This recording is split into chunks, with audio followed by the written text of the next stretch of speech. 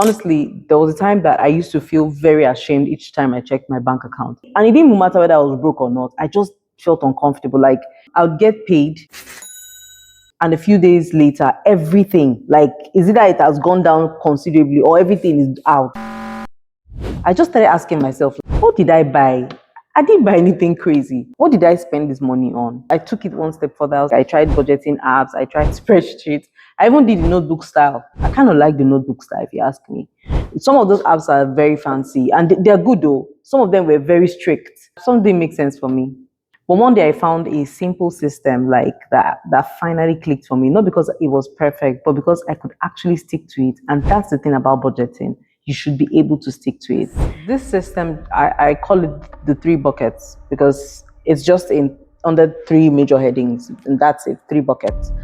And since then, I've been able to save, I've been able to spend, and still live my life. I'm alive and I'm here. This is the way I took control of my money without actually losing my mind, and you can too. So, the first phase of it all is for you to map your money. I know it sounds complex, but it's not. Before you can control your money, you need to know what's actually coming in. You need to know your numbers. I know I say a lot that is about behavior, but you actually have to know your numbers. And when I mean everything that is coming in, I mean everything like your job, list it, your side hustle, your Uber runs, babysitting, baking puff puff on weekends, add it.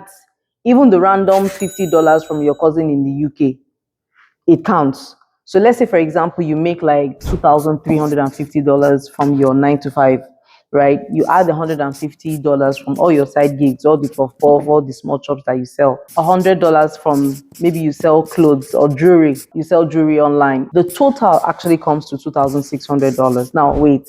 If you're self-employed, like all those people I just mentioned that are selling things online, please don't use the full amount that hits your account. Use the after-tax number. That's actually what's yours to spend. So that we don't build budget on vibes. So once you know how much is coming in, now you're ready to divide it. Yes. Because now we know what we have. We know exactly the number that is coming in. We're going to split it into three buckets. They're going to be three Fs. Let's call it the three Fs. The first bucket are your fundamentals. I call it AKA life must go on, right? I'm talking about your rent or your mortgage if you own a home, your food, the food for your family, whether you're eating out or cooking in, transport, phone bill, daycare, your insurance, and the minimum of your debt, not your entire debt, the minimum you're expected to pay every month. These are the stuff that you actually need to pay to survive. So just target between I like to keep this less than 50%, but we have to be realistic. For some people, less than 50% can't cover it. I want you to target between 50 to 65% of your income for this part. So we're still using this person that earns hypothetically like $2,600 a month. This person's own comes to 1,510. That's about 58% of her income. So if it's over 65%, that's a red flag. As in, that is a red flag. It's showing that you might be overstretched if you're doing that. This is why it's very important to be able to reflect after you've done this. You have to reflect. That's the whole idea of this. You need to reflect. I know you'll be saying that 1,500 is not enough. Anyway, this is what the number says. And honestly, you should just try and live and make sure that you're within this range. So I'd advise you to automate your payments if you can. Your rent, your utilities, and savings. Automate it. The less you think about them, the more peace you have. You just know that, okay, every first of the month, the rent is going to come and it's going to hit this account and it's funded, so it just goes. You don't have to be doing the fund transfer by yourself as if you're a bank worker. So the second F is your future you, right? This bucket is for anything that builds your tomorrow. I love this bucket. Savings, investment, emergency fund, debt repayment above the minimum. We talked about debt repayment at the minimum. This one is above the minimum. This is where you pay yourself first. Always pay yourself first. In our example, she's going to put away $150 for retirement. She's going to put away $130 for an investment account and maybe $100 for a house deposit. That's if she ever plans to buy a house. Just put the money away. It looks small, but it adds up. And if you put this together, it comes to $380. That's about 15% of her income. So 15% of your income should go to where? Your future you. Ideally, this should be 20%. But if you can't do that yet, start with something, even if it's $50. Just make sure you're setting aside something for the future. Your future self will Thank you. So also I recommend that you separate your savings goals. Have an account for emergency fund, one for a house, one for travel. Yes, don't mix it together. Seeing the goals in real time kind of helps you, it helps you stay motivated, if you get what I mean. So the third bucket, the third F is fun, aka soft life with sense.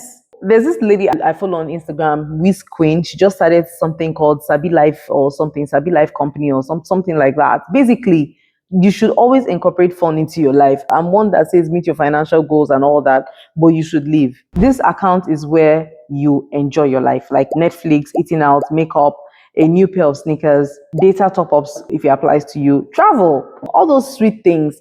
Let's say you have about $780 left for fun this month. Your goal might be 30%, and maybe you will spend like 27%. That's okay. But be careful. Underspending here isn't always a win.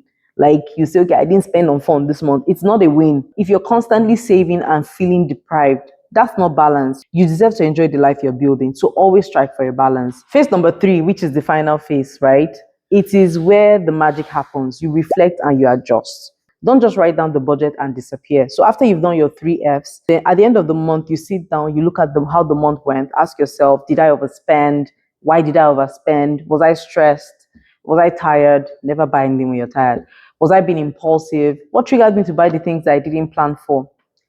See, here's where it gets really interesting.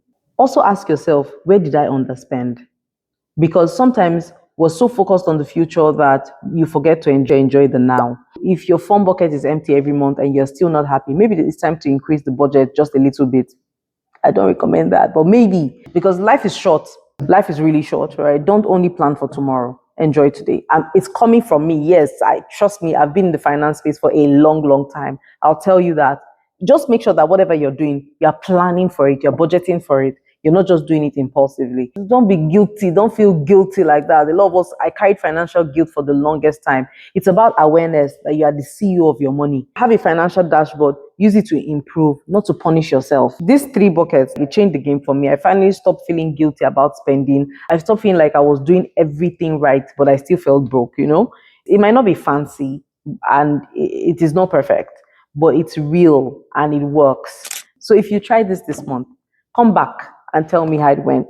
So drop the money bag emoji in the comments if you're starting this 3 bucket system this month. And if you want to know where exactly to put your savings, emergency fund or retirement, all the stuff, I will do a video later to show you where to put this stuff, right?